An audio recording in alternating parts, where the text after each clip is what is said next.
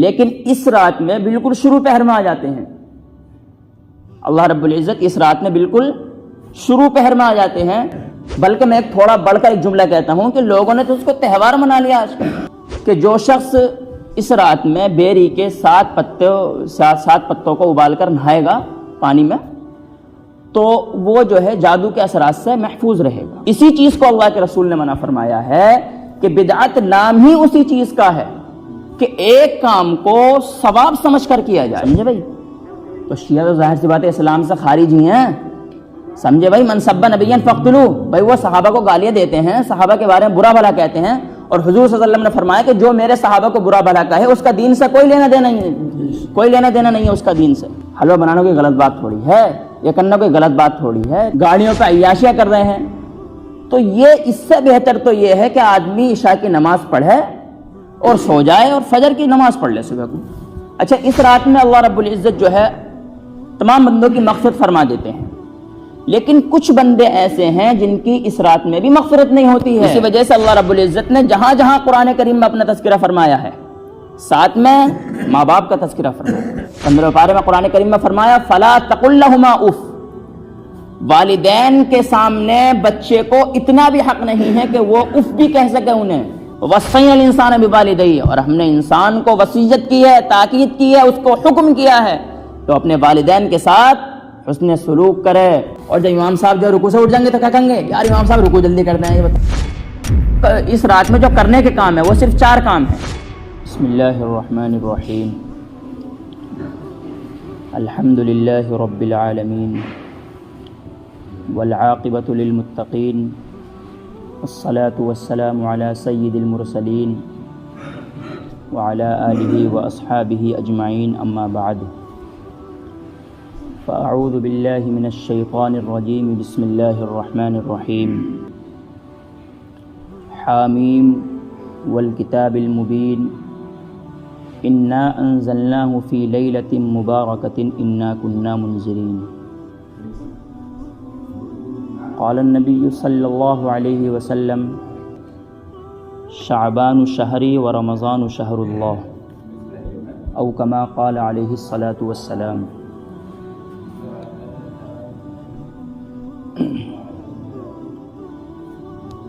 محترم بزرگوں اور دوستوں، عزیز ساتھیوں، جیسا کہ سبھی حضرات کو معلوم ہے کہ ہمارا یہاں پر جمع ہونا ایک خاص مقصد کے لیے ہے. اللہ رب العزت کا بہت بڑا احسان، اس کا شکر، اس کا فضل، اس کا کرم ہوا کہ اللہ رب العزت نے ہم کو دوبارہ زندگی میں شب برات عنایت فرمائی، اور اللہ رب العزت نے اس مبارک رات میں ہم کو نیک اعمال کرنے کی توفیق مرحمت فرمائی. یہ اللہ رب العزت کا بے انتہا احسان، اس کا شکر ہے. اور اس کا شکر صرف وہی شخص سمجھ سکتا ہے. کتنے ہی ہمارے بھائی، ہمارے رشتہ دار، ہمارے عزیز اور اقارب، ہمارے دوست و احباب اس دنیا سے رخصت ہو گئے ہیں، اور وہ اس شب برات میں ہمارے ساتھ موجود نہیں ہیں. پچھلے سال وہ موجود تھے، گزشتہ سال. کتنے ہی ہمارے دوست و احباب ایسے ہیں. تو یہ اللہ رب العزت کا ایک خاص کرم ہے کہ اللہ رب العزت نے ہم کو یہ شب برات مبارک رات عطا فرمائی ہے. شب برات اصل لفظ ہے کیا؟ بولتے ہیں شب برات، شب برات بولتے ہیں، برات. مختصر سے گفتگو ہوگی انشاءاللہ، دھیان سے سنیں آپ لوگ. اب برات تو ظاہر سی بات ہے اسی کو بولتے ہیں کہ شادی میں جو برات جاتی ہے. اور واقعی آج کل ایسا ہو رہا ہے کہ اس برات کو برات ہی بنا لیا لوگوں نے. سمجھے بھائی؟ بات سمجھ میں آ رہی میری نا؟ اس برات کو برات ہی بنا لیا ہے لوگوں نے، حالانکہ اصل لفظ ہے براءت. سمجھے بھائی؟ اصل لفظ کیا ہے؟ براءت. براءت کے معنی آتے ہیں بری ہونا، چھٹکارا پانا، خلاصی عطا کرنا، آزادی کرنا، آزاد کرنا، بہت سارے معنی آتے ہیں اس کے۔ تو اصل لفظ کیا ہے؟ براءت، تو اب اس کو براءت سے کر دیا برات، اور برات جیسے کام ہو رہے ہیں اس میں، جو کہ شریعت میں بالکل بھی جائز نہیں ہے۔ اب براءت کا اصل مفہوم ہے کیا؟ حدیث پاک کا مفہوم ہے کہ اللہ رب العزت اس رات میں، ویسے تو ہر رات میں اللہ رب العزت آخری شب کے آخری پہر میں جو تہجد کا وقت ہوتا ہے، تو اس وقت جو ہے اللہ رب العزت آسمان دنیا پر تشریف لاتے ہیں اور یہ منادی فرماتے ہیں کہ ہے کوئی مغفرت طلب کرنے والا، حل من مستغفر، کیا ہے کوئی مغفرت طلب کرنے والا کہ میں اس کی مغفرت کروں؟ ہے کوئی مجھ سے دعا مانگنے والا کہ میں اس کی دعاؤں کو قبول کروں؟ ہے کوئی مجھ سے اپنی حاجتوں کو، میرے سامنے اپنی حاجتوں کو رکھنے والا کہ میں اس کی تمام حاجتوں کو پورا کروں؟ تو یہ اعلان تو ہر رات میں ہوتا ہے، یہ اعلان اللہ تبارک و تعالی کی طرف سے ہر رات میں ہوتا ہے، رات کے آخری پہر میں، تہجد کے وقت۔ لیکن اس رات کی خصوصیت اور اس رات کی خاصیت یہ ہے کہ اللہ رب العزت تہجد کے وقت آسمان دنیا پر نہ آتے ہوئے، دھیان سے سننا میری بات، تہجد کے وقت آسمان دنیا پر نہ آتے ہوئے مغرب کے بعد سے فوراً آسمان دنیا پر آ جاتے ہیں۔ تو خاصیت ہو گئی نا ایک رات، اس رات کی سب سے بڑی خاصیت، یعنی اور راتوں میں تو اللہ رب العزت آسمان دنیا پر آتے ہیں آخری پہر میں رات کے، لیکن اس رات میں بالکل شروع پہر میں آ جاتے ہیں۔ اللہ رب العزت اس رات میں بالکل شروع پہر میں آ جاتے ہیں تاکہ بندوں کی حاجتوں کو مزید پورا کر سکیں، بندوں کے دکھ درد کو مزید سن سکیں، ان کے سوالات کو پورا کر سکیں، ان کی حاجتوں کو پورا کر سکیں۔ تو یہ اس رات کی ایک اہم خاصیت ہے، اور وہی منادی ہوتی ہے اس رات میں بھی، حل میں مستغفر، ہے کوئی مغفرت طلب کرنے والا کہ اس کی مغفرت کی جائے۔ اور حدیث پاک کا مفہوم یہ ہے کہ اللہ رب العزت اس رات میں، شب برات جو ہے یہ رات، اس رات میں اللہ رب العزت بنو کلب کی بکریوں کے برابر مردوں کی مغفرت فرماتے، لوگوں کی مغفرت فرماتے ہیں۔ عرب کے اندر ایک قبیلہ تھا بنو کلب، ان کے پاس بہت بکریاں تھیں، بہت بکریاں، اتنی بکریاں تھیں ان کے پاس کہ جو آدمی دیکھتا وہ یہ کہتا کہ ارے ان کے پاس تو اتنی بکریاں ہیں، مطلب بے شمار بکریاں تھیں۔ اللہ رب العزت نے اس کی تعداد کو نہیں بتلایا، بلکہ یوں فرمایا کہ وہ لاتعداد بکریاں ہیں، جس طریقے سے لاتعداد بکریاں ہیں وہ، اسی طریقے سے اللہ رب العزت بھی اس رات کے اندر لاتعداد لوگوں کی مغفرت فرماتا ہے۔ تو یہ مثال دی ہے۔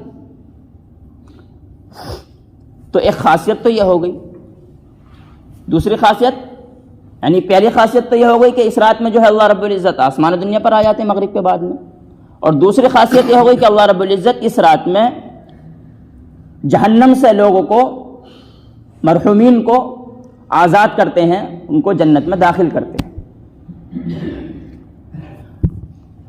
اور اس رات کے اندر صرف اور صرف عبادت کرنا ثابت ہے، اس رات کے اندر صرف اور صرف عبادت کرنا ثابت ہے۔ عبادت کے علاوہ جو بھی کام آج کل ہو رہے ہیں وہ سب کام شریعت سے ہٹ کر ہیں۔ اب چاہے وہ حلوے کی رسم ہو، بڑے عجیب عجیب طریقے کے لوگ موجود ہیں، اور ابھی میں ایک ہفتہ پہلے جلسے میں گئے تھے تو وہاں پہ میرے پاس ایک فون آیا، وہ پوچھنے لگے کہ انہوں نے کہا کہ میں نے آپ کے پاس واٹس ایپ پہ ایک لنک بھیجی، ذرا اس بیان کو سن کے دیکھو۔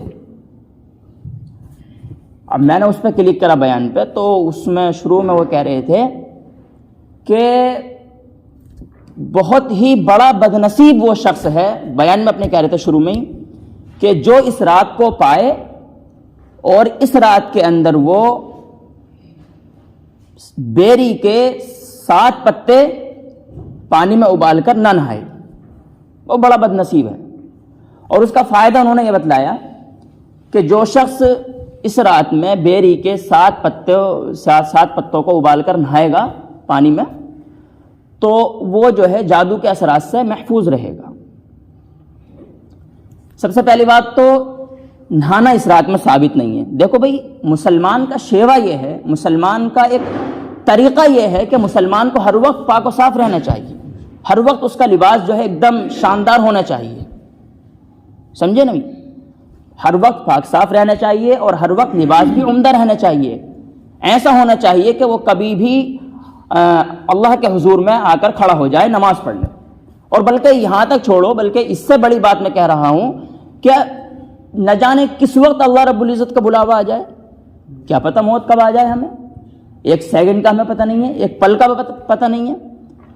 تو کم سے کم مسلمان کا شیوا یہ ہے کہ اپنے لباس کو اور اپنے بدن کو اور ہر طریقے سے اپنی دل کی خباثتوں کو، غلاظتوں کو، اپنے دل کو ان تمام چیزوں سے پاک رکھے۔ یہ مسلمان کا شیوا ہے۔ تو پہلی بات تو یہ ہے کہ مسلمانوں کو ہر وقت جو ہے پاک صاف رہنا چاہیے۔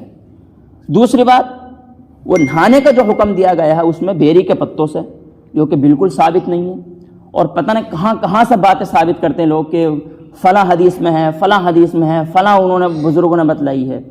تو بھائی ہمارے لیے صرف جو ہے قرآن و سنت ہمارے لیے ہے، اس سے ہٹ کر جو چیز ہم سنیں گے یا ہم دیکھیں گے تو ہمیں اس پر عمل نہیں کرنا ہے، سمجھے بھائی؟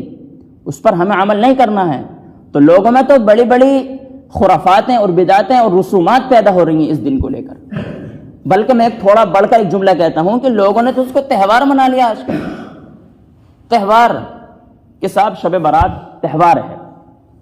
اور اچھا، ایک موٹی سی بات یہ سمجھیے کہ دیکھیں اسلام کے اندر جتنے بھی تہوار ہیں وہ دن کے اندر ہیں، رات میں اسلام کا کوئی تہوار نہیں ہے، رات میں اسلام کا کوئی تہوار نہیں ہے، سارے تہوار جو ہیں وہ دن میں ہے۔ پہلی بات تو تہوار 2 ہیں صرف، جو شریعت کی طرف سے تہوار ہیں مسلمانوں کے لیے، وہ صرف 2 تہوار ہیں، ایک تو ہے عید الفطر کا اور ایک ہے عید الاضحیٰ کا۔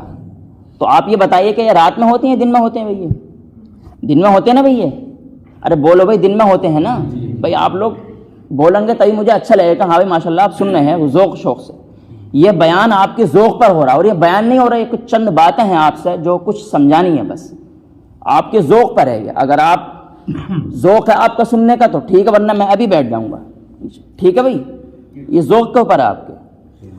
تو وہ ہاں، تو مسلمانوں کے صرف 2 تہوار ہیں، عید الفطر ہے اور عید الاضحیٰ ہے۔ تو اب یہ جو 2 تہوار جو ہوتے ہیں تو یہ تو دن میں ہوتے ہیں نا بھائی، رات میں تو نہیں ہوتے۔ تو مسلمانوں کے صرف یہ 2 ہی تہوار ہیں، اور یہ بھی دونوں دن میں ہوتے ہیں۔ اب اس کے علاوہ جو تہوار ہوتے ہیں، چاہے وہ دن میں ہوں چاہے وہ رات میں ہوں، وہ جائز نہیں ہے۔ اگر کوئی آدمی ان کو تہوار کے طور پر مناتا ہے تو وہ پھر بدعت کا کام کر رہا ہے، سمجھے؟ اچھا، ہوتا یہ ہے ہمارے یہاں پر لوگ بناتے ہیں حلوہ، اور یوں کہتے ہیں کہ صاحب حلوہ ہی تو ہے، کوئی بری چیز تھوڑی ہے، حرام چیز تھوڑی ہے، کوئی حلال ہی تو ہے۔ ظاہر سی بات ہے، حلوہ کھانا تو حلال ہے، بالکل حلال ہے حلوہ کھانا، کون منع کر رہا؟ لیکن اس رات میں بالخصوص منانا اور ثواب سمجھ کر منانا یہ بالکل غلط ہے۔ اسی چیز کو اللہ کے رسول نے منع فرمایا ہے کہ بدعت نام ہی اسی چیز کا ہے کہ ایک کام کو ثواب سمجھ کر کیا جائے، سمجھے؟ ایک کام کو ثواب سمجھ کر کیا جائے۔ حلوہ بنانا بالکل فی نفسی جائز ہے، ٹھیک ہے بنا سکتے ہیں، لیکن اس کو ثواب سمجھ کر اگر ہم منائیں گے تو وہ ناجائز ہو جائے گا، سمجھے بھائی؟ ہاں، اسی طریقے سے بہت ساری مثالیں لے لو آپ، 3 10واں تو خیر بہت ساری باتیں ہیں۔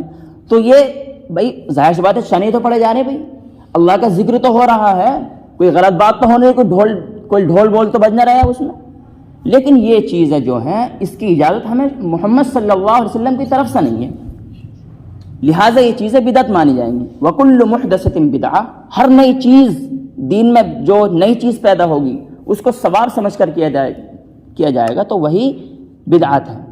وَكُلُّ بِدْعَةٍ ضَلَالَةٍ، اور ہر بدعت جو ہے وہ گمراہی کی طرف لے جانے والی ہے. اور آگے سخت جملہ وَكُلُّ ضَلَالَةٍ فِي النَّارِ، اور ہر گمراہی والی چیز جو ہے وہ پھر کہاں میں لے جانے والی ہے بھائی؟ جہنم میں. تو اب نتیجہ آپ نکال لو، جو لوگ یہ کام کر رہے ہیں وہ کیا کام کر رہے ہیں؟ جنت میں جانے والے کام کر رہے ہیں یا پھر جہنم میں جانے والے کام کر رہے ہیں؟ ہمارا کام فتویٰ لگانا نہیں ہے، فتویٰ لگانا ان لوگوں کا کام، سمجھے بھائی؟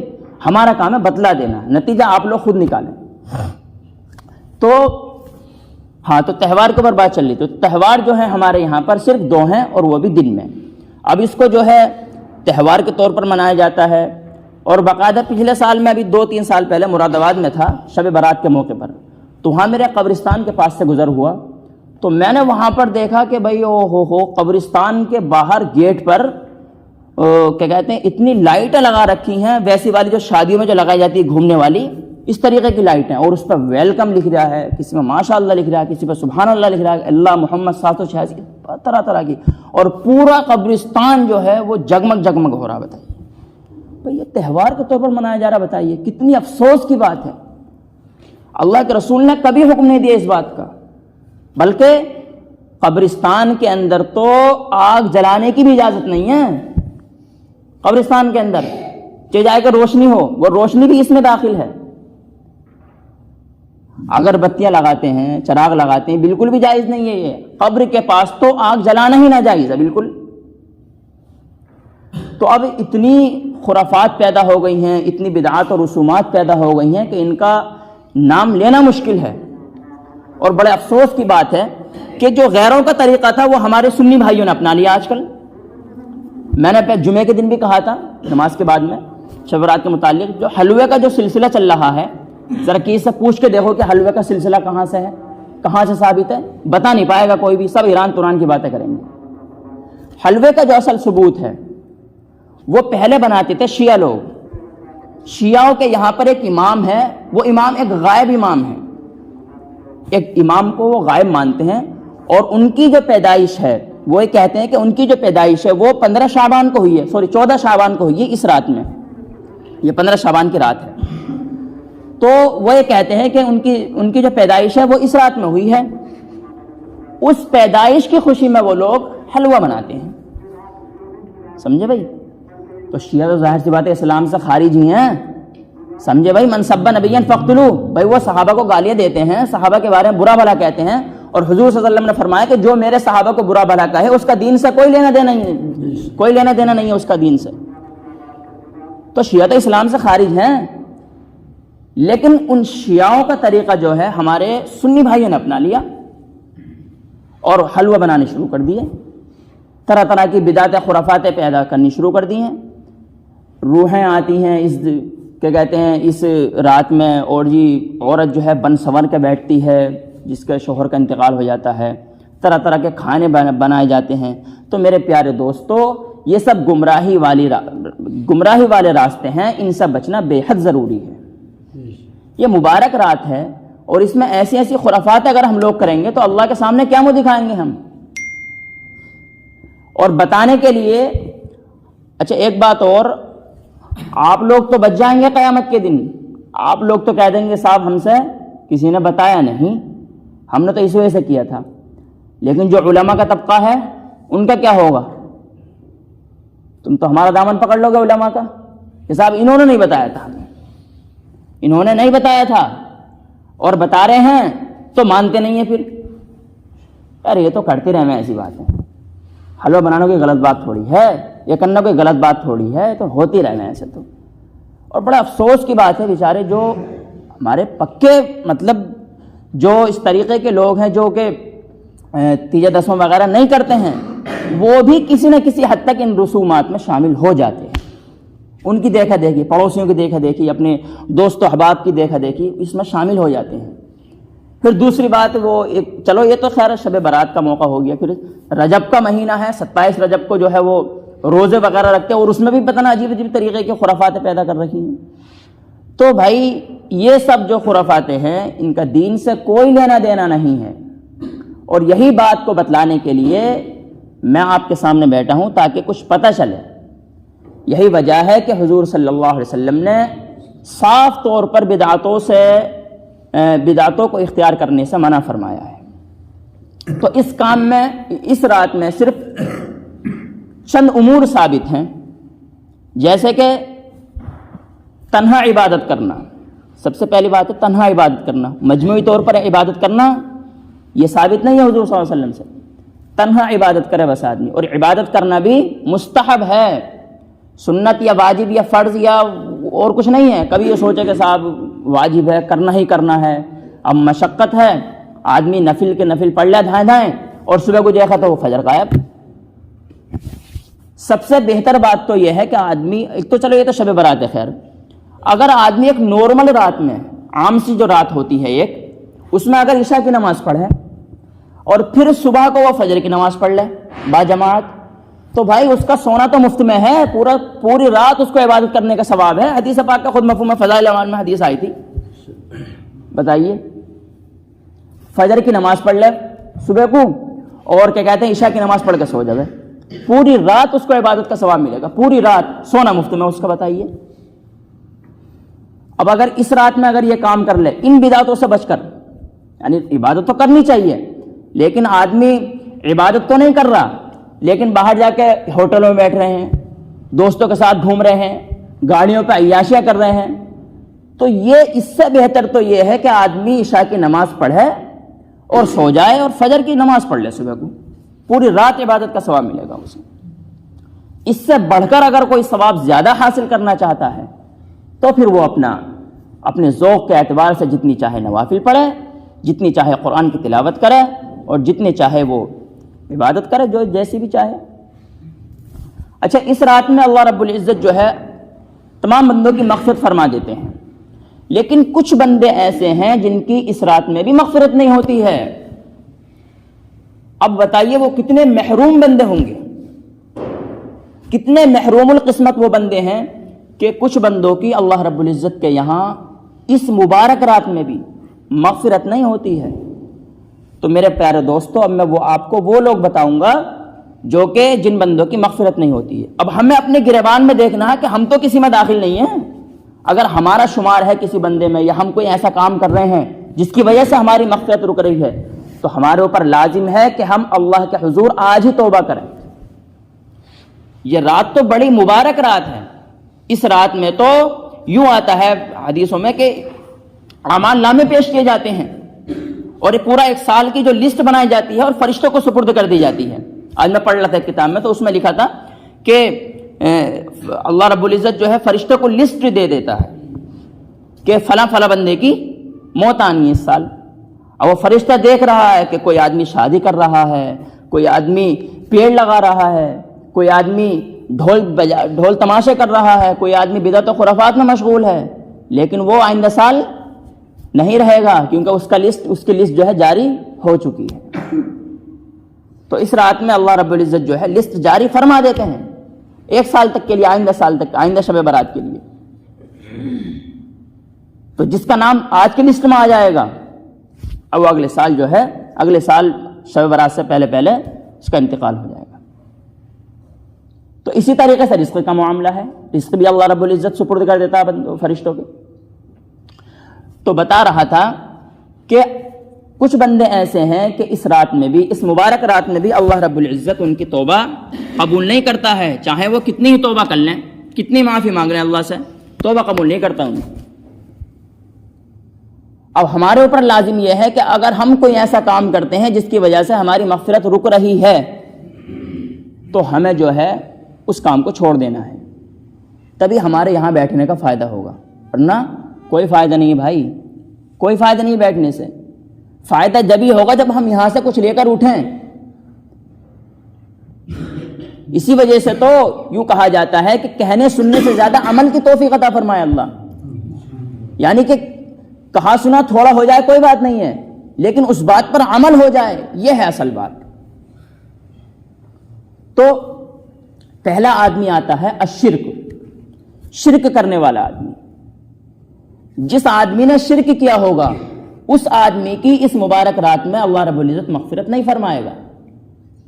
اب شرک بھی بہت طریقے کا ہے، ایک ہوتا ہے اللہ کی ذات میں شرک کرنا، اور ایک ہوتا ہے اللہ کی صفات میں کسی کو شریک کرنا۔ اللہ کی ذات سے مراد یہ ہے کہ اللہ کی ذات میں اللہ کے علاوہ کسی اور کو شریک ماننا، اللہ کے علاوہ کسی اور کو شریک ماننا، اب چاہے وہ کوئی بھی ہو۔ اور اللہ کی صفات سے مراد یہ ہوتا ہے کہ جس طریقے سے رب العزت کا کام، اللہ رب العزت کا کام ہے بارش برسانا، اولاد کا دینا، رزق کا پہنچانا، بہت سارے کام ہے۔ اب اگر کوئی بندہ کسی پیر و مرشد کے پاس جا کر یا کسی ولی کے پاس جا کر اپنی ان خواہشوں کو، اپنی ان مرادوں کو، اپنی آرزوؤں کو رکھتا ہے تو یوں سمجھ لو کہ وہ اللہ رب العزت کی صفات میں شریک کر رہا ہے کسی کو۔ اگر کوئی آدمی کہ کہتے ہیں اگر کوئی آدمی کسی ولی سے جا کر بارش کا طلبگار ہے، حالانکہ بارش کا برسانا اللہ رب العزت کا کام ہے، لیکن مانگ کس طرح؟ ایک ولی سے، ایک پیر سے، تو یہ اللہ رب العزت کی صفات میں کسی کو شریک کرنا ہے۔ اسی طریقے سے اولاد کا دینا اللہ کا کام ہے، لیکن اولاد کس سے مانگ رہا؟ کسی پیر سے، کسی ولی سے جا کر، کسی مزار پر جا کر، تو یہ اللہ رب العزت کی صفات میں کسی کو شریک کرنا ہے۔ ایسے آدمی کی مغفرت نہیں ہوگی۔ اب آپ سوچئے ذرا دل کے کانوں سے کہ کتنے لوگ ایسے ہیں جو اپنی آرزوؤں کو، اپنی امیدوں کو مزاروں پر لے کر جاتے ہیں اور ان سے طرح طرح کی سوالات اور طرح طرح کی چٹھیاں ان کو وہاں پر باندھ کر آتے ہیں۔ بتائیے مغفرت کے کوئی چانس ہیں؟ کوئی مغفرت کے چانس نہیں۔ اللہ تبارک و تعالیٰ اگر ہمارے اعمال پر مغفرت کے لیے آ جائے تو کسی کی مغفرت نہیں ہونے کی ہے۔ وہ تو یوں سمجھو کہ اللہ رب العزت اپنے کرم سے جسے چاہے بخش دے۔ ہر آدمی شرک میں مبتلا ہے۔ یہاں تک آتا ہے حدیث میں کہ تکبر کرنا بھی شرک خفی ہے۔ تکبر کرنا بھی شرک ہے۔ بتائیے حدیث میں ہے من تکبر وضعہ اللہ، من تکبر وضعہ اللہ ومن تواضع رفعہ اللہ، کہ جو شخص تکبر کرتا ہے اللہ رب العزت اس کو گرا دیتا ہے، اور جو شخص تواضع اختیار کرتا ہے، عاجزی اختیار کرتا ہے، انکساری اختیار کرتا ہے، جھک کر چلتا ہے، لوگوں سے پیار و محبت سے ملاقات کرتا ہے، ان سے مصافحہ کرتا ہے، ان سے ادب کے ساتھ پیش آتا ہے، تو اللہ رب العزت اس کی وقت کو، اس کی عظمت کو، اس کی رفعت کو بلند کر دیتا ہے لوگوں کے درمیان۔ تو یہ بتائیے کہ تکبر بھی شرک خفی ہے۔ تکبر سے ہی بچنے کا حکم ہے اللہ رب العزت کا۔ تو پہلا آدمی ہو گیا شرک کرنے والا۔ شرک کرنے والے کی مغفرت نہیں ہے۔ اور شرک دو طریقے کا ہوتا ہے، ایک ہوتا ہے شرک اللہ کی ذات میں کسی کو شریک کرنا، اور ایک اللہ کی صفات میں کسی کو شریک کرنا۔ دونوں شرک کرنے والا بخشش کسی کی نہیں۔ دوسرے نمبر پر آتا ہے القتل بغیر حق، ناحق کسی آدمی کو قتل کرنے والا۔ کسی آدمی کو ناحق قتل کرنے والا وہ بھی جنت میں نہیں جائے گا۔ کتنے مرڈر آج کل ایسے ہو رہے ہیں، آپ دیکھ رہے ہوں گے، کتنے واقعات ہمارے سامنے پیش آتے ہیں، سوشل میڈیا کا دور ہے، دیکھتے رہتے ہیں آپ لوگ۔ کہ میں سننا تھا ابھی ایک بیان، تو اس میں بتا رہے تھے کہ ایک ماں نے 4 بچوں کو قتل کر دیا۔ بتائیے ایک ساتھ میں 4 بچوں کو قتل کر دیا ایک ماں نے۔ تو میرے بھائیوں یہ سب کیا کہتے ہیں سوشل میڈیا کا دور ہے، اور اس ایسے عجیب طریقے کے واقعات لوگوں کے سامنے پیش آ رہے ہیں، دماغ میں فطور بیٹھا ہوا ہے لوگوں کے۔ ذرا سی بات، ذرا سا جھگڑا، اور فوراً سے کیا کہنا ہے ٹھائیں وہ کر دیا، گولی مار دی، ناحق قتل ہو گیا یہ۔ ابھی میں کل ایک صاحب سے بات کر رہا تھا، مہاراشٹر سے فون آیا میرے پاس میں بتا رہا ہوں ایک بات، ان سے میری 1.5 گھنٹہ بات ہوئی۔ انہوں نے مجھے کہیں سے نمبر لیا، میں جانتا نہیں تھا ان کو، تو انہوں نے بتایا کہ مفتی صاحب میری شادی ہوئی ہے ابھی، مطلب 4 نومبر کو ان کی شادی ہوئی تھی۔ میں بتانا چاہ رہا ہوں کہ آدمی کیا بول دیتا ایک دم سے، کچھ پتہ نہیں چلتا کہ 4 نومبر کو شادی ہوئی اور کیا کہتے ہیں 28 نومبر کو ان کی طلاق ہو گئی۔ بتائیے، اور شادی کس سے؟ عالمہ سے۔ عالمہ تھی ماشاءاللہ لڑکی، لیکن وہ لڑکا جو تھا پڑھا لکھا نہیں تھا وہ۔ تو کچھ ذرا سی بات، ذرا سی انبن، اور ایک دم سے اس نے طلاق 3 طلاق کہہ دیا۔ مطلب پتہ نہیں کہ آدمی بول کیا رہا ہے، اس سے کچھ پتہ ہی نہیں ہے، اور وہ اتنا رو رہا تھا کل کیا مفتی صاحب مجھ سے غلطی ہو گئی، کوئی حل ایسا بتاؤ، کوئی مسئلہ ایسا بتاؤ جس سے جو ہے میں جو ہوں اس سے دوبارہ نکاح کر لوں۔ بتائیے آدمی جو ہے، اسی وجہ سے کہا جاتا ہے کہ آدمی جو ہے اپنے لفظوں کا غلام بن جاتا ہے جب لفظ اس کی زبان سے نکل جاتے ہیں، لفظ اس کے غلام جب تک رہتے ہیں جب تک کہ اس کی زبان کے اندر وہ لفظ موجود ہے. زبان سے اس کے لفظ نکل گئے, سمجھ لو وہ اپنے لفظوں کا غلام ہو گیا. اسی وجہ سے کہا جاتا ہے کہ آدمی کو سوچ سمجھ کر بولنا چاہیے, سوچ سمجھ کر بولنا چاہیے. ان الفاظ کا بھی حساب ہوگا قیامت کے دن. زبان بھی گواہی دے گی کہ مجھ سے کیسی کیسی گالیاں نکلوائیں, کس کس طریقے کے مجھ سے جملے نکلوائے. ایسی ایسی گواہی اللہ رب العزت کے سامنے یہ زبان, یہ ہاتھ, یہ پیر قرآن کریم میں موجود ہے. یوم نختم علی افواہہم وتکلمنا ایدیہم وتشہد ارجلہم بما کانوا یکسبون, کہ ان کے ہاتھ ہم سے بات کریں گے, ان کے پیر ہم سے بات کریں گے. وہ لوگ جھوٹ بولیں گے نا, تو اللہ رب العزت اس کے منہ پر مہر لگا دے گا. الیوم نختم علی افواہہم, کہ آج ہم ان کے منہوں پر مہر لگا دیں گے. اور ہم کس سے بات کریں گے؟ وتکلمنا ایدیہم, ہم ان کے ہاتھوں سے بات کریں گے. اور ان کے پیر گواہی دیں گے اس بات کی کہ ہاں انہوں نے ہمیں غلط راستے پہ چلایا تھا. تو بچنے کے کوئی چانس نہیں ہے. بس یہ سمجھیے کہ اللہ رب العزت کا یہ کرم ہو گیا تو ہم لوگ جنت میں داخل ہو سکتے ہیں, ورنہ معاملہ اتنا سنگین ہے کہ اللہ رب العزت اگر حساب لینے پر آ جائے تو کوئی بخشش, چانس ہی نہیں بخشش کے. ذرا ذرا سی بات پہ پکڑ ہو سکتی ہے, ذرا ذرا سی بات پہ پکڑ ہو سکتی ہے. تو دوسرا آدمی ہے ناحق کسی کو قتل کرنے والا, اس کی بھی اللہ رب العزت اس مبارک رات میں بخشش نہیں فرمائے گا. تیسرا آدمی ہے الزانی والزانیہ, زنا کرنے والا. آج کل تو یہ رسم نہیں کہیں گے اس کو, آج کل تو یہ طریقہ اتنا چل رہا ہے زنا کرنے کا کہ بس الامان والحفیظ. گرل فرینڈ بوائے فرینڈ کا جو چکر چل رہا ہے ہمارے معاشرے میں, ہمارے کلچر میں, اس کو آپ اندازہ لگا سکتے ہیں. ماشاءاللہ نوجوان بیٹھے ہیں, مجھ سے زیادہ سمجھدار ہیں اس معاملے میں, اندازہ لگا سکتے ہیں کہ کیسے کیسا ماحول چل رہا ہے آج کل. یاد رکھو یہ ساری چیزیں اس میں داخل ہیں. الزانی والزانیہ, زنا کرنے والا مرد اور زنا کرنے والی عورت جنت میں داخل نہیں ہو سکے گی. اس رات میں بھی اس مبارک رات میں بھی اس کی مغفرت نہیں ہو پائے گی اگر اس نے توبہ نہیں کی اللہ سے. اس میں وہ عورتیں بھی داخل ہیں اور وہ مرد بھی داخل ہیں جو شادی کے بعد دوسری غیر محرموں پر نظر ڈالتے ہیں, اور وہ عورتیں بھی داخل ہیں جو شادی کے بعد میں اپنے مرد کو چھوڑ کر, اپنے شوہر کو چھوڑ کر دوسرا شوہر تلاش کرتی ہیں اور اپنا ایک بوائے فرینڈ بنا لیتی ہیں. وہ ساری مرد اور خواتین اس میں داخل ہیں. تو میرے پیارے دوستو, تیسرا آدمی ہو گیا الزانی والزانیہ, زنا کرنے والا مرد اور زنا کرنے والی عورت. یہ بھی, اس کی بھی اللہ رب العزت اس مبارک رات میں مغفرت نہیں فرمائے گا. پھر آتا ہے حقوق الوالدین, والدین کی نافرمانی کرنے والا.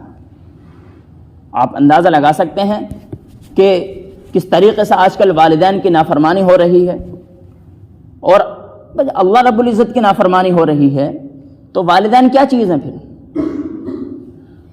اسی وجہ سے اللہ رب العزت نے جہاں جہاں قرآن کریم میں اپنا تذکرہ فرمایا ہے, ساتھ میں ماں باپ کا تذکرہ فرمایا کہ میری عبادت کرو اور اپنے ماں باپ کا کہنا مانو. وَإِذْ قَالَ لُقْمَانُ لِابْنِهِ وَهُوَ يَعِظُهُ يَا بُنَيَّ لَا تُشْرِكْ بِاللَّهِ إِنَّ الشِّرْكَ لَظُلْمٌ عَظِيمٌ وَوَصَّيْنَا الْإِنسَانَ بِوَالِدَيْهِ. لقمان علیہ السلام اپنے بیٹے کو نصیحت کرتے ہوئے کہتے ہیں کہ بیٹا شرک مت کرنا. حضرت یمن جا رہے تھے, حضرت سعد بن معاذ شاید کوئی ہے, تو وہ جب جا رہے تھے تو حضور صلی اللہ علیہ وسلم نے فرمایا, اے معاذ, حضرت معاذ رضی اللہ عنہ, تو حضور صلی اللہ علیہ وسلم نے فرمایا کہ شرک مت کرنا. لا تشرک باللہ ان قتلت او حرقت, کہ معاذ اللہ کے ساتھ کسی کو شریک مت ٹھہرانا, چاہے تجھ کو قتل کر دیا جائے یا تجھ کو جلا دیا جائے, اس کے باوجود بھی شرک مت کرنا کسی کے ساتھ میں.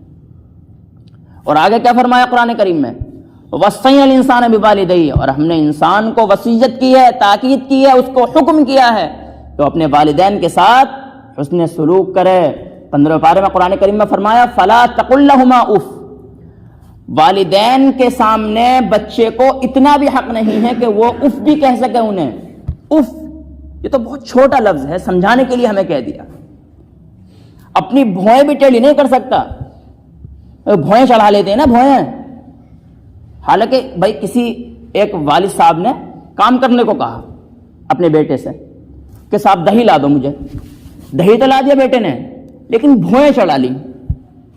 بھائی کام ہو گیا، والد صاحب کا کام ہو گیا نہ ہو گیا، لیکن اس کام کو خوش دلی کے ساتھ نہیں کیا۔ اس خوش دلی کا بھی حکم قرآن کریم میں ہے، فلا تقل لهما اف، کہ اگر تمہارے والد صاحب تم کو کسی بات کا حکم کریں تو اف بھی مت کہو انہیں، ان کی سنتے رہو۔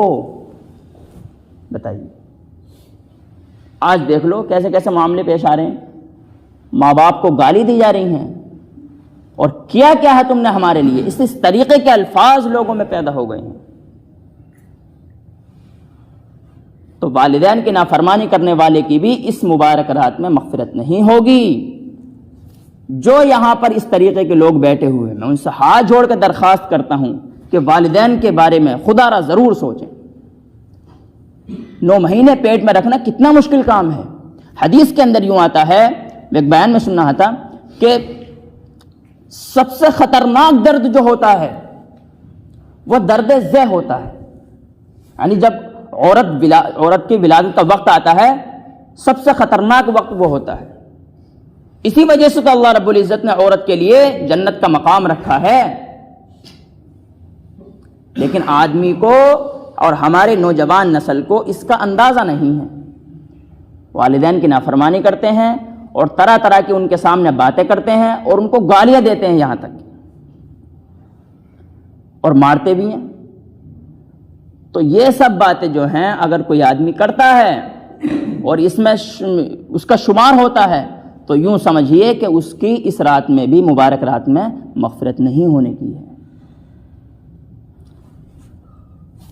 اور پھر آتا ہے قطع رحمی کرنے والا، یعنی کہ رشتے ناطے توڑنے والا۔ جو آدمی رشتے ناطے توڑے گا، رشتے ناطے ختم کرے گا، اس مبارک رات میں اللہ رب العزت اس کی مغفرت نہیں فرمائے گا۔ بتائیے، یہ تو آج کل بہت چل رہا ہمارے یہاں پہ، بھائی وہ مجھ سے نہیں بول رہا تو میں کیوں بولوں اس سے؟ جب وہ اس کا کام پڑے گا تو بول لے گا، ورنہ میں نہیں بولوں گا اس سے۔ بس مطلب کہ جب کام پڑے گا تبھی، بس کام تک جو ہے آج کل دوستی یاری ہے، رشتہ داری ہے، اس کے علاوہ ختم۔ حضور صلی اللہ علیہ وسلم کا فرمان ہے، سل من قطعک، اس شخص سے جوڑو، تعلقات کو جوڑو جو تم سے توڑنے کی کوشش کرے۔ تعلقات کو جوڑنے کا حکم حدیثوں میں، بہت سی حدیثوں میں اس کا تذکرہ آیا ہے، اور حضور صلی اللہ علیہ وسلم نے بھی جگہ جگہ اس کی تاکید فرمائی ہے۔ سل من قطعک، کہ اس شخص سے کہ کہتے تعلقات کو جوڑو جو تم سے توڑنے کی کوشش کرے۔ تو یاد رکھو، جس شخص نے تعلقات کو توڑا، اس مبارک رات میں بھی اس اللہ کے بندے کی مغفرت نہیں ہونے کی۔ اگر کسی سے بول چال بند ہے تو بول چال کیجئے اور اللہ رب العزت کے حضور میں معافی مانگیے۔ پھر آتا ہے آدمی ایک اپنے دل میں کینہ کپٹ رکھنے والا، بغض عداوت رکھنے والا کسی کی طرف سے۔ بتائیے کون بچ سکتا ہے یار؟ ایسے ایسے آدمی ہے، یہ بچ کون سکتا ہے؟ بتائیے کس کے دل میں کینہ کپٹ نہیں ہے، حسد نہیں ہے؟ ہر آدمی کسی نہ کسی طرف سے جلن رکھتا ہے، کسی نہ کسی وجہ سے۔ اتنے خطرناک یہ آدمی ہیں اور اتنی خطرناک وعید ہے ایسے لوگوں کے لیے حدیث شریف میں، کون بچ سکتا؟ بتائیے کینہ کپٹ رکھنے والے کی بھی اس رات میں مغفرت نہیں ہے۔ بغض عداوت جسے بولتے ہیں، حسد کرنا کسی سے، بنا وجہ حسد کرنا، اس کے پاس مال زیادہ ہے، شہرت زیادہ ہے، عزت زیادہ ہے، 4 لوگ سلام کرتے ہیں اس کے، پراپرٹی زیادہ اس کے پاس، اس طریقے سے ان چھوٹی چھوٹی وجہوں سے حسد رکھنا، یہ ایسا آدمی شمار ان لوگوں میں، اس کی مغفرت نہیں ہونے کی۔ تو حسد کرنے والے کی بھی، بغض و عداوت رکھنے والے اور کینہ رکھنے والے کی بھی مغفرت نہیں ہونے کی ہے اس رات، اس مبارک رات میں۔ تو میرے بھائیوں، یہ جو میں نے آدمی بتلائے ہیں، یہ تمام آدمی وہ ہیں جن کی اس مبارک رات میں مغفرت نہیں ہونے کی۔ اب ذرا یہ سوچو، یہ تو خیر شب برات ہے، اب اگر کوئی آدمی شب قدر تک پہنچ جائے اور اس کے ساتھ یہ سارے معاملے پیش آئیں تو کیسے اس کی بخشش ہوگی؟ جبکہ شب قدر تو اس سے بھی زیادہ اہمیت والی رات ہے۔ پھر آتا ہے آدمی اپنے ٹخنے سے پاجامہ نیچے رکھنے والا، لنگی یا پاجامہ اپنے ٹخنے سے نیچے رکھنے والا، تکبر کے طور پر۔ یہ گناہ ایسا ہے کہ اس کو ہر وقت گناہ ملتا ہے اس چیز کا، گناہ کبیرہ ہے، یہ گناہ کبیرہ ہے۔ اپنے پینٹ کو اپنے پجامے کو، اپنی لنگی کو، یعنی جو بھی چیز پہننے ہیں اس کو جو ہے ٹخنے سے نیچے رکھنا۔ دو گناہ ایسے ہیں کہ آدمی کو ہر وقت گناہ ملتا، چاہے وہ نماز بھی پڑھ رہا ہو تب بھی اس کا گناہ ملتا رہتا،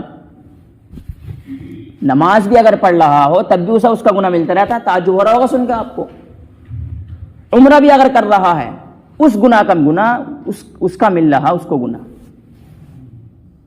سو بھی رہا ہے تب بھی اس کو گناہ مل رہا ہے۔ پہلا تو یہی ہے ٹخنوں سے نیچے پجامہ رکھنا گناہ ہے۔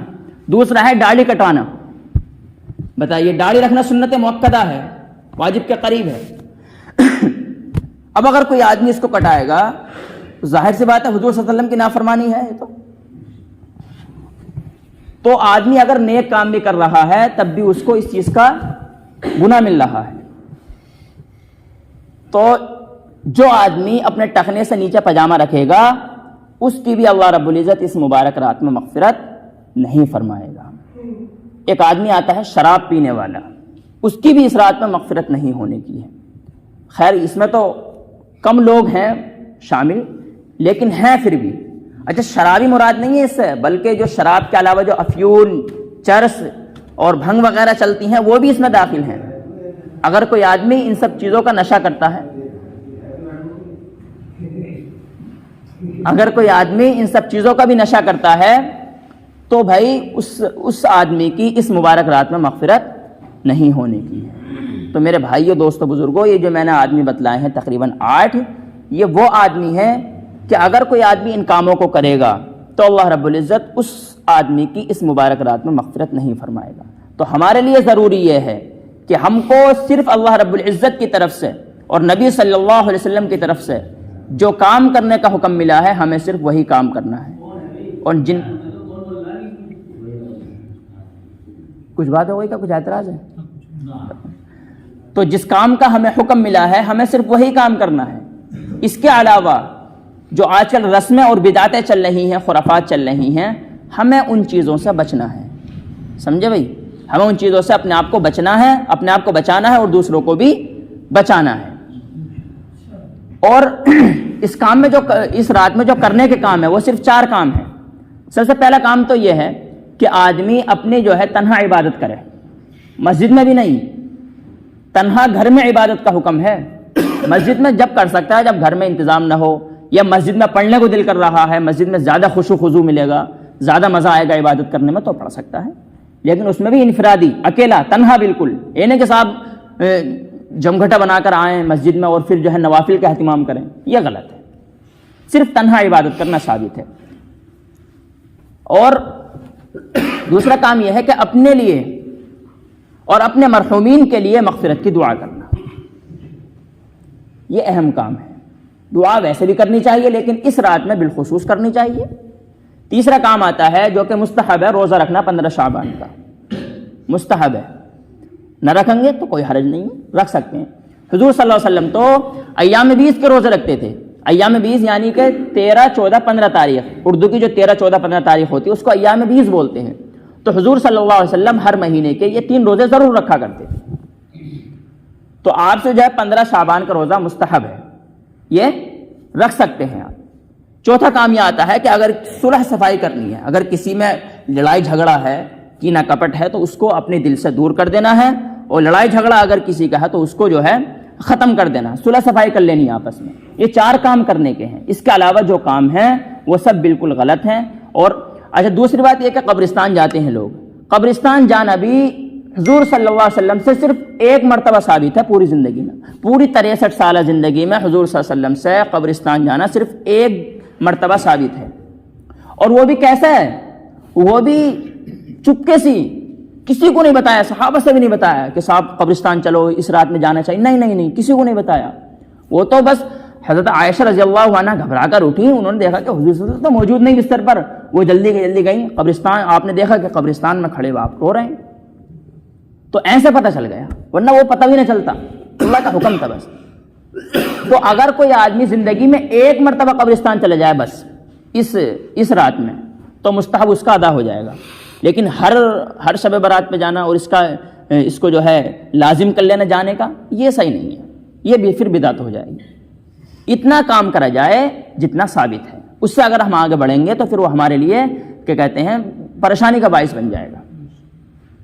تو صرف ایک مرتبہ جانا ثابت ہے.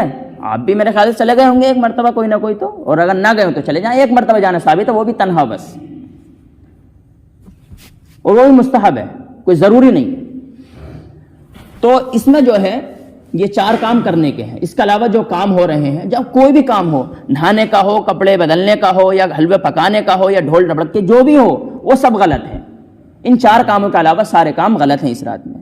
بس ہمیں عبادت کرنی ہے, اللہ تبارک و تعالیٰ کی طرف سے جو حکم ملا ہے ہمیں اس کام پر عمل کرنا ہے. سب سے بہترین, اب میں ایک اہم بات میں آپ لوگوں کو بتا رہا ہوں, اس کے بعد میں اپنی بات ختم کر دوں گا. سب سے اہم بات, اس رات میں عبادت کیسے کرنی چاہیے؟ تو سب سے بہترین عبادت ہے نفل پڑھنی چاہیے. اور نفل نماز میں سب سے بہترین جو نفل نماز ہے وہ آتی ہے صلاۃ التسبیح کی.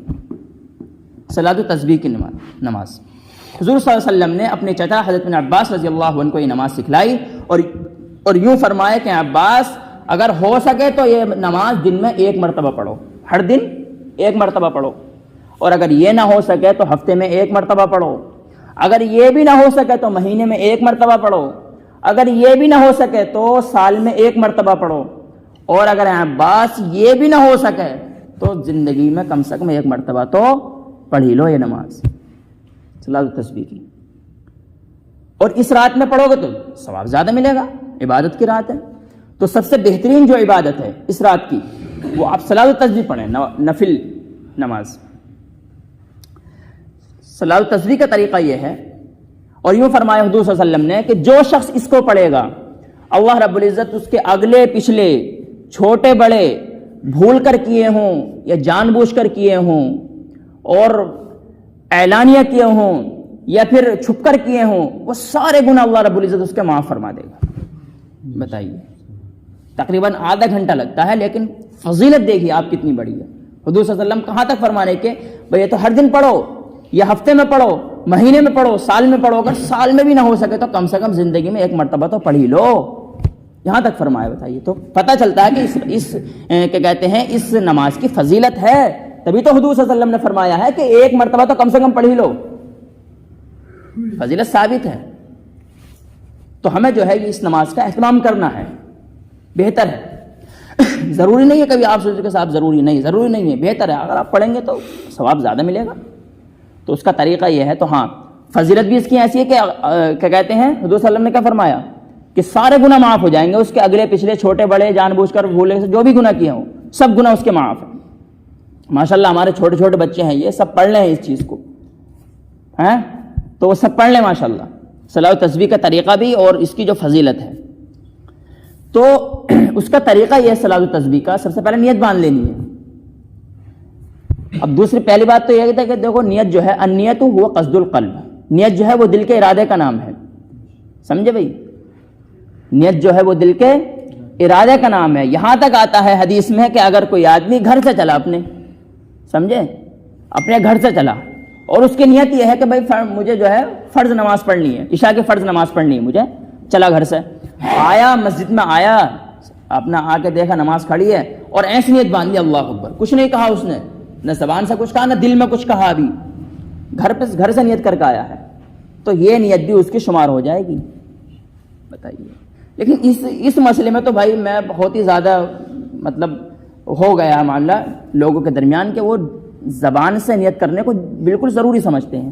چاہے جو ہے امام صاحب رکوع میں ہو, رکعت چھٹ جائے گی, لیکن نیت کریں گے پہلے, پھر نیت کے بعد میں مزید یہ کہ سبحانہ پڑھیں گے, سبحانک اللہم و بحمدک پوری پڑھنے کے بعد میں جب رکوع کریں گے, ہیں, اور جب امام صاحب جو رکوع سے اٹھ جائیں گے تو کیا کہیں گے, یار امام صاحب رکوع جلدی کرتے ہیں, یہ بتاؤ, پھر ایسے کہیں گے.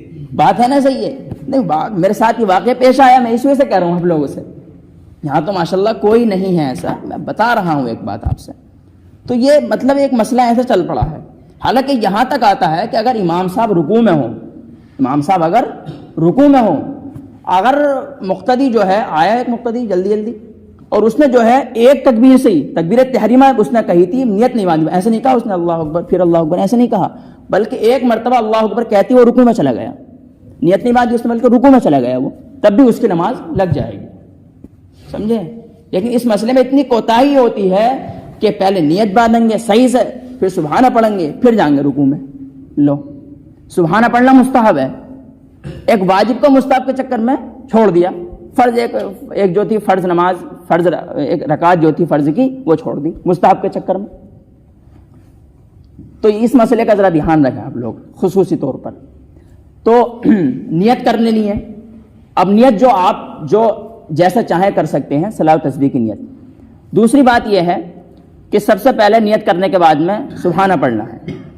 سمجھے بھائی؟ سبحانک اللہم و بحمدک و تبارک اسمک و تعالی جدک و لا الہ غیرک.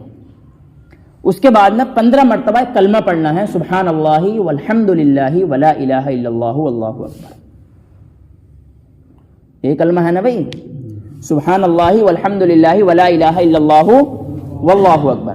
پورا بھی پڑھ سکتے ہیں لیکن اتنا بھی پڑھ سکتے ہیں، کوئی حرج نہیں. تو کتنی مرتبہ پڑھنا ہے؟ دیکھو دھیان سے سننا. یہ طریقہ میں نے پچھلے سال مسجد میں یہ طریقہ بتایا تھا، تو ان میں آپس میں اختلاف ہو گیا، یار یہ تو نیا طریقہ بتا رہے ہیں مفتی صاحب، یہ کہاں سے نیا طریقہ لے گئے؟ حالانکہ صلاۃ و تسبیح پڑھنے کے 2 طریقے ہیں، اور یہ جو میں طریقہ بتا رہا ہوں آپ کو بہت آسان اور بہت سہل ہے. اور جو دوسرا طریقہ ہے وہ تھوڑا مشکل ہے، اس میں دماغ چکرا جاتا. دونوں طریقے ثابت ہے، دونوں سا ہر آدمی کے لیے آسان ہے، وہ پڑھ سکتا ہے. تو بہرحال یہ طریقہ جو میں آپ لوگوں کو بتا رہا ہوں یہ بہت آسان ہے. تو سبحانہ کے بعد میں سب سے پہلے 15 مرتبہ پڑھنا ہے سبحان اللہ والحمد للہ ولا الہ الا اللہ واللہ اکبر. اچھا کچھ لوگ ہوتے ہیں کہ صاحب وہ بھول جاتے ہیں کتنی مرتبہ، تو اس کا جو ہے اپنا حساب لگانا ہے اس طریقے کا، انگلیوں کا انگلی دباتے رہیں. اتنی اجازت ہے شریعت میں، ایسا انگلی دباتے رہیں ایسے تاکہ پتہ چلتے رہے کہ ہاں اتنی مرتبہ ہو گئی ہے. 15 مرتبہ جو ہے پڑھ لینا. پھر اعوذ بسم اللہ پڑھنے کے بعد میں الحمد پڑھنی ہے. الحمد کے بعد میں کوئی سورت پڑھنی ہے. سورت پڑھنے کے بعد میں پھر 10 مرتبہ پڑھنی ہے یہ تسبیح، سبحان اللہ والحمد للہ ولا الہ الا اللہ واللہ اکبر. تو کتنی مرتبہ ہو گئی؟ 25 مرتبہ ہو گئی. ایک رکعت میں 75 مرتبہ پڑھنی ہے یہ انشاءاللہ. 75 مرتبہ اب یہ ہو جائے گی. اب پھر کیا کرنا؟ رکوع میں جانا ہے. رکوع میں جو ہے 3 مرتبہ 3 مرتبہ 5 مرتبہ 7 مرتبہ جتنی مرتبہ آپ اپنی سہولت سے سبحان ربی العظیم پڑھ سکتے ہیں. اس کے بعد میں تسبیح پڑھنے کے بعد میں یہ پھر تسبیح پڑھنی ہے 10 مرتبہ رکوع کے اندر، رکوع میں. ٹھیک ہے؟ آپ لوگوں کے چہرے جو ہیں سستی آ گئے ہیں، کیسے عبادت کرو گے بھائی؟ ابھی تو رات پوری پڑی ہے، عبادت کے لیے بیٹھے ہیں آپ لوگ. چلو ماشاءاللہ اچھی بات ہے. تو کتنی مرتبہ ہو گئی؟ 25 اور 10 35 مرتبہ ہو گیا. اب جو ہے رکوع سے کھڑے ہو جانا ہے. سمجھے؟ رکوع سے کھڑے ہونے کے بعد میں اللہم ربنا ولک الحمد، ربنا لک الحمد جو بھی پڑھتے ہیں آپ وہ پڑھ لینا، تسبیح تحمید بولتے ہیں اسے. اس کے بعد میں جو ہے پھر 10 مرتبہ یہ تسبیح پڑھنی ہے، سبحان اللہ والحمد للہ. ہاں کھڑے ہو کر، رکوع سے کھڑے ہو کر 10 مرتبہ یہ تسبیح پڑھنی ہے، سبحان اللہ والحمد للہ ولا الہ الا اللہ واللہ اکبر. کتنی مرتبہ ہوگی؟ 45 مرتبہ. پھر سجدے میں چلے جانا ہے. سجدے کی تسبیح پڑھنے کے بعد میں پھر 10 مرتبہ پڑھنا ہے. سمجھے؟ 55. پھر سجدے کے بعد میں جو بیٹھتے ہیں دونوں سجدوں کے درمیان، جسے قومہ بولتے ہیں، نہیں جلسہ، جسے جلسہ بولتے ہیں، اسے جلسہ بولتے ہیں، وہ جو 2 سجدوں کے درمیان جو بیٹھتے ہیں. تو ایک سجدہ کرنے کے بعد میں جو بیٹھیں گے اس میں جو ہے 10 مرتبہ یہ پھر پڑھنی ہے. سمجھے؟ پھر دوسرا سجدہ کریں گے تو پھر 10 مرتبہ پڑھنی ہے. 75 مرتبہ ہو گئی. سیدھی سادھی ہر رکعت ایسی پڑھنی ہے بس. سمجھ میں آ گئی بات بھائی؟ بات سمجھ میں آ گئی؟ دوسرے بھی بتاؤں پھر آپ کا ذہن الجھن میں ہو جائے گا.